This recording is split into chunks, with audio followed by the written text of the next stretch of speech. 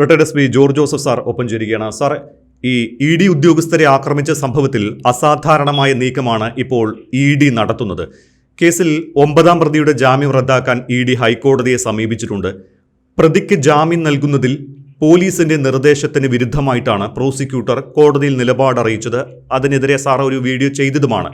ഈ ജാമ്യം നൽകുന്നതിന് എതിർക്കാതിരുന്ന പ്രോസിക്യൂട്ടറുടെ നിലപാട് സംശയാസ്പദമാണ് എന്ന് ഇന്ന് ED ഹർജിയിൽ ചൂണ്ടിക്കാട്ടിയിട്ടുമുണ്ട്.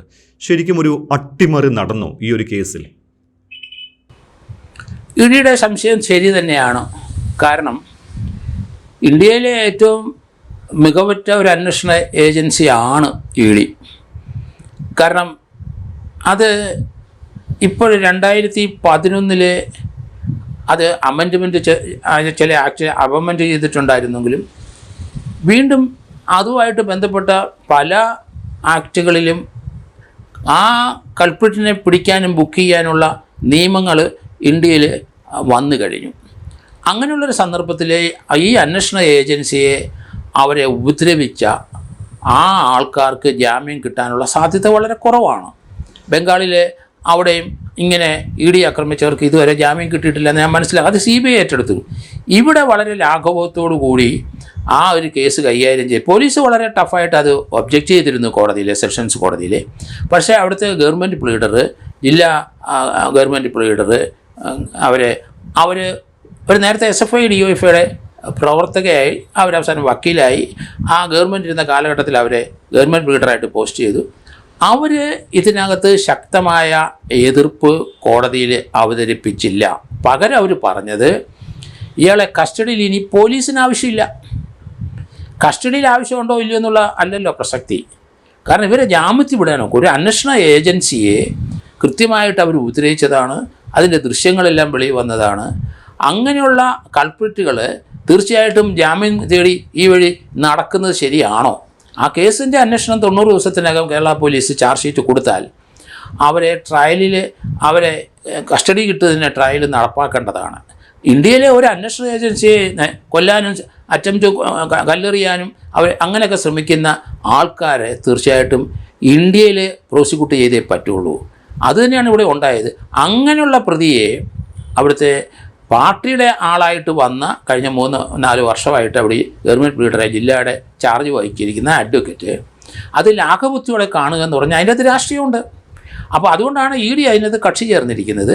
പക്ഷേ പുതിയ നിയമത്തിനകത്ത് ആ ക്രിമിനൽ നടപടിക്രമത്തിന് അല്ലെങ്കിൽ BSSനകത്ത് ഒരു ജാമ്യം കൊടുത്ത പ്രതിക്ക് ആ ജാമ്യം കൊടുത്തത് ശരിയല്ല എന്ന് തോന്നുമെങ്കിൽ അത് കോടതിയെ ബോധ്യപ്പെടുത്തി കഴിഞ്ഞാൽ ആ ജാമ്യം കൊടുത്ത കോടതിക്ക് തന്നെ അത് ക്യാൻസൽ ചെയ്യാനുള്ള അധികാരം ഇപ്പം പുതിയ നിയമത്തിനകത്ത് വന്നിട്ടുണ്ട്. അതുകൊണ്ട് ഇവർ രാഷ്ട്രീയം കളിച്ചിട്ടുണ്ട്, അതിന് യാതൊരു സംശയമില്ല. കാരണം ഒരു പ്രതിക്ക് ഒരു ജാമ്യം കൊടുത്ത 9-ാം പ്രതിക്ക് കൊടുത്തു കഴിഞ്ഞാൽ ഇപ്പം 13-ാം പ്രതി അവർ ജാമ്യത്തിന് വന്നിട്ടുണ്ട്. അതെന്തായാലും മാറ്റി വച്ചിട്ടുണ്ട്. അപ്പോൾ ഒരു കേസിനകത്ത് 25 പ്രതികളും ഉള്ള ആ കേസിനകത്ത് ഒരാൾക്ക് ജാമ്യം കൊടുത്തിട്ടുണ്ടെങ്കിൽ മറ്റുള്ള 24 പേരും എലിജിബിളാണ് ജാമ്യത്തിന്. അപ്പോൾ അതുകൊണ്ട് മറ്റുള്ളവർക്ക് ജാമ്യം കൊടുത്തേ പറ്റുള്ളൂ ആ കോടതിക്ക്. അപ്പോൾ അതുകൊണ്ട് പോലീസിൻ്റെ വാദഗതികളൊന്നും ഇനി അവിടെ ചിലവാകില്ല. കാരണം പന്തിയിൽ പക്ഷപാതം കാണിക്കാൻ പറ്റില്ലല്ലോ. ഹൈക്കോടതിയിൽ അതിനകത്ത് ജാമ്യം ക്യാൻസൽ ചെയ്യണമെന്ന് മൂവ് ചെയ്തിട്ടുണ്ട്. ഈ കോടതി തന്നെ കൊടുത്ത ജാമ്യം ക്യാൻസൽ ചെയ്യാനായിട്ടും മൂവ് ചെയ്തിട്ടുണ്ട്. സാർ, ഇവിടെ ഈ ജാമ്യം അനുവദിച്ച പ്രിൻസിപ്പൽ സെഷൻസ് കോടതിയിൽ കഴിഞ്ഞ 18-ന് ഈ ജാമ്യത്തിനെതിരെ, അതായത് 9-ാം പ്രതിയും SFI നേതാവുമായ ഹരീഷ് കുമാറിൻ്റെ ജാമ്യത്തിനെതിരെ പോലീസ് ഒരു വിശദമായ റിപ്പോർട്ട് കൊടുത്തിട്ടുണ്ടായിരുന്നു കോടതിക്ക്. എന്തുകൊണ്ട് ജാമ്യം അനുവദിക്കരുത് എന്നതിന് 13 കാര്യങ്ങൾ വിശദീകരിച്ചുകൊണ്ടായിരുന്നു ആ ഒരു റിപ്പോർട്ട്. പക്ഷേ 24-ന് വാദം നടന്നപ്പോൾ പോലീസ് റിപ്പോർട്ടിന് വിരുദ്ധമായിട്ടാണ് ഇനി കസ്റ്റഡിയിൽ വേണ്ട എന്ന് പ്രോസിക്യൂട്ടർ ഗീനാകുമാരി വാദിച്ചത്. ഇതേ തുടർന്നാണ് ഈ ഹരീഷ് കുമാറിന് ജാമ്യം ലഭിക്കാനുള്ള സാധ്യതയും ലഭിക്കുന്നത്. പ്രതിക്ക് ജാമ്യം ലഭിക്കുന്നത് കേസിനെ പ്രതികൂലമായി ബാധിക്കുമെന്ന് അന്ന് സാറും പറഞ്ഞതാണ്. എന്നിട്ടും ജാമ്യം കിട്ടാൻ ഇടയാക്കി എങ്കിൽ, അതിനുവേണ്ടി ഈ പബ്ലിക് പ്രോസിക്യൂട്ടർ നിന്നുവെങ്കിൽ CPMന് വേണ്ടി കളിച്ച രാഷ്ട്രീയമാണോ? അതങ്ങനെ തന്നെയാണ്.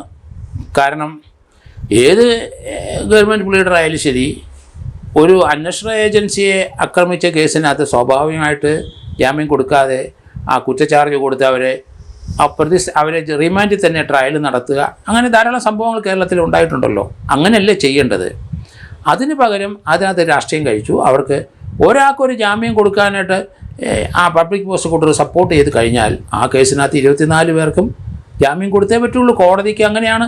ഒരിക്കൽ കൊടുത്തു പോയി കഴിഞ്ഞാൽ പിന്നെ എല്ലാവർക്കും കിട്ടും. നമുക്കറിയാമല്ലോ, ശബരിമല കേസിനകത്ത് പലർക്കും 90 ദിവസം കഴിഞ്ഞും ജാമ്യം കിട്ടി. അതിന് മുമ്പ് ചിലർക്ക് ജാമ്യം കൊടുത്തപ്പം ചിലർക്ക് രണ്ടാമത്തെ റിമാൻഡിനകത്തൊക്കെ ജാമ്യം കൊടുത്തു കഴിഞ്ഞു. അപ്പം കോടതിയെ സംബന്ധിച്ചിടത്തോളം അതിനകത്ത് രാഷ്ട്രീയം നോക്കത്തില്ലല്ലോ. കോടതി നിയമപരമായ കാര്യം, ഒരിക്കൽ ഒരാൾ ജാമ്യത്തിന് എലിജിബിളാണ് എന്ന് കോടതി കണ്ടു കഴിഞ്ഞാൽ അതിനകത്ത് രാഷ്ട്രീയം നോക്കാതെ കോടതി ജാമ്യം കൊടുക്കും. അങ്ങനെ കൊടുത്തതിനെ തുടർന്ന് അതിനോടനുബന്ധിച്ച് അറസ്റ്റ് ചെയ്ത ആൾക്കാർക്കെല്ലാം ജാമ്യം എലിജിബിളാണ്, അവർക്കും ലഭിക്കും. അപ്പോൾ ഇവിടെ 9ാം പ്രതിക്ക് കൊടുത്തു കഴിഞ്ഞാൽ ഇപ്പം 13ാം പ്രതി കൊടുത്തിട്ടുണ്ട്. ഏതായാലും ഹൈക്കോടതിയുടെ ശ്രദ്ധയിൽ അത് കൊണ്ടുവന്നിട്ടുണ്ട്. ഈ കോടതിയിൽ തന്നെ കൊടുത്ത ജാമ്യം ക്യാൻസൽ ചെയ്യാനുള്ള നീക്കം നടക്കുന്നുണ്ട്.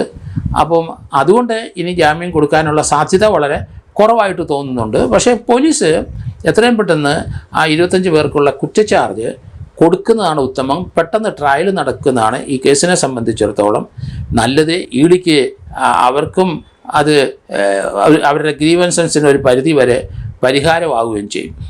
ഓക്കെ സാർ, എന്തായാലും ഈ മറ്റു പ്രതികൾക്കും ജാമ്യം കിട്ടാനുള്ള സാധ്യതയില്ല. ഇപ്പോൾ നിലവിൽ ജാമ്യം കിട്ടിയ പ്രതിയുടെ ജാമ്യം റദ്ദാക്കാനും സാധ്യതയുണ്ട് എന്നൊക്കെ പറയുമ്പോൾ തന്നെ എത്ര നാൾ ഈ പ്രതികൾ ഇനി അകത്ത് കിടക്കേണ്ടി വരും? അത് എനിക്ക് തോന്നുന്നു 90 ദിവസത്തിനകം, ഇപ്പം 90 ദിവസമായി, 90 ദിവസത്തിനകം ഈ കേസിൻ്റെ കുറ്റച്ചാർജ് കൊടുക്കും. അങ്ങനെയാണ് പോലീസിൻ്റെ നീക്കമെന്ന് ഞാൻ കരുതുന്നത്. അങ്ങനെയാണെന്നുണ്ടെങ്കിൽ തീർച്ചയായിട്ടും ഈ കേസിൻ്റെ അന്വേഷണം ഇനി ഇഡിയുടെ ഹൈക്കോടതി കൊടുത്തിട്ട് CBIക്ക് വല്ലതും വിടുമോ ഇല്ലയോ നമുക്കറിയില്ല. പക്ഷേ ഇവിടെ തന്നെ കുറ്റച്ചാർജ് കൊടുത്തു കഴിഞ്ഞാൽ പിന്നെ അത് ട്രയൽ നടത്തി ഇവരെ കൺവിക്റ്റ് ചെയ്യാനാണ് സാധ്യത. അങ്ങനെയാണെങ്കിൽ ഇനി പ്രതികളാരും പുറത്തേക്ക് വരില്ല കുറേ വർഷത്തേന് എന്നാണ് എൻ്റെ ഒരു ധാരണ. ഓക്കെ, ഇവിടെ ഈ ED ഉദ്യോഗസ്ഥരെ ആക്രമിച്ച കേസിൽ പ്രതികളുടെ കോൾ റെക്കോർഡ്സൊക്കെ പരിശോധിച്ചിട്ടുണ്ടായിരുന്നു. ഇതിന് പരിശോധന പൂർത്തിയായപ്പോൾ ഈ സംഭവത്തിൽ ഗൂഢാലോചനയ്ക്ക് നിലവിൽ തെളിവുകളില്ല എന്നാണ് കണ്ടെത്തിയിരിക്കുന്നത്.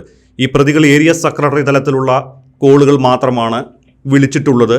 അവ ഈ സമരത്തിനെത്താൻ ആവശ്യപ്പെട്ടുള്ള കോളുകളാണ് എന്നൊക്കെയാണ് പ്രതികളും നൽകിയിരിക്കുന്ന മൊഴി. ഈ ഒരു മൊഴി വിശ്വസിക്കാമോ? ഗൂഢാലോചന നടന്നിട്ടില്ലേ? ഗൂഢാലോചന നടന്നുള്ള കാര്യം ഉറപ്പല്ലേ. അതിന് ഡിജിറ്റൽ എവിഡൻസ് വേണമെന്നില്ലല്ലോ. കാരണം സംസ്ഥാനത്തെ CPMൻ്റെ ഏറ്റവും ഉന്നതരായ നേതാക്കന്മാരെല്ലാം അവിടെ വന്ന് നിൽക്കുന്ന നമ്മൾ കണ്ടല്ലോ രാവിലെ മുതൽ. അതിനുശേഷമല്ലേ ഈ പ്രകോപനം ഉണ്ടായത്. അതിപ്പം അവിടെ നിന്ന് ഒരാൾ കൈയുടെ ഒരു ആക്ഷൻ കാണിച്ചാൽ പോരെ, അല്ലാതെ ഡിജിറ്റൽ എവിഡൻസ് അതിൻ്റെ അകത്ത് മൊബൈൽ ഫോണിൽ കൂടെയുള്ള ഗൂഢാലോചനയുടെ ഒന്നും ആവശ്യമില്ല. കാരണം അവരുടെ സാന്നിധ്യത്തിലാണ് ഈ സംഭവം നടന്നിരിക്കുന്നത്. കാരണം അവരെല്ലാം പ്രതിഷേധ മുദ്രാവാക്യങ്ങൾ വിളിക്കുന്നത്, അല്ലെ ചുമ്മാ സൈലൻ്റായിട്ട് വന്ന് നിന്ന് കാണാമെന്ന് നിന്നവരല്ല. അവർ ഇഡിക്കെതിരായിട്ടും അതിശക്തമായ മുദ്രാവാക്യം വിളിച്ചിട്ടുണ്ട് സംസ്ഥാന നേതാക്കന്മാർ മുഴുവൻ. അവരെ കൂടെ നിന്നവരാണ് ഈ കൃത്യം ചെയ്തത്. ഇവരാരും അത് തടയുന്ന കണ്ടില്ലല്ലോ. അപ്പോൾ അവർക്ക് ഡിസോണസ്റ്റ് ഇൻറ്റൻഷൻ ഉണ്ടായിരുന്നല്ലോ. എന്തുകൊണ്ടാണ് ആ നേതാക്കന്മാർ തടയാതിരുന്നത്? രാജ്യദ്രോഹപരമായ പ്രവൃത്തിയല്ലേ ചെയ്തത്. ഒരു ഇന്ത്യയുടെ അന്വേഷണ ഏജൻസിയല്ലേ ആക്രമിച്ചത്. അവരുടെ ജോലി കഴിഞ്ഞ് അവർ സമാധാനമായിട്ട് വെളിയിൽ ഇറങ്ങാൻ നേരത്തല്ലേ ഇവർ ആക്രമിച്ച് കളഞ്ഞത്. അവർ പ്രതിഷേധം പ്രകടിപ്പിച്ച പോലെ ചീമുട്ട എറിയുന്നതൊക്കെ നമ്മൾ കണ്ടല്ലോ. അതുപോലെ ഇഷ്ടി കൊണ്ട് എറിയുന്നത് കണ്ടല്ലോ. അത് എനിക്ക് അംഗീകരിച്ചു കൊടുക്കാൻ കഴിയില്ല. അത് തീർച്ചയായിട്ടും ഇന്ത്യയുടെ അന്വേഷണ ഏജൻസിക്ക് എതിരായിട്ടുള്ള ഒരു നീക്കം തന്നെ, അറ്റംപ്റ്റ് ടു മർഡറിലോട്ടാണ് അത് പോകുന്നത്. അതുകൊണ്ട് അവർക്ക് മിനിമം ഇവർക്കൊരു 10 വർഷം വരെ ശിക്ഷ കിട്ടുന്ന സാധ്യതയാണ് ഞാൻ കാണുന്നത്. അതിനകത്ത് അന്വേഷണം പൂർത്തിയാകണമെന്നെങ്കിൽ അവിടെ പ്രസൻ്റായിരിക്കുന്ന ആ രാഷ്ട്രീയ പാർട്ടിയുടെ ഉന്നത നേതാക്കന്മാരെയും കൂടെ അറസ്റ്റ് ചെയ്യേണ്ടി വരും എന്നാണ് ഞാൻ കരുതുന്നത്. ഓക്കെ, എന്തായാലും വളരെയധികം നന്ദി സാർ.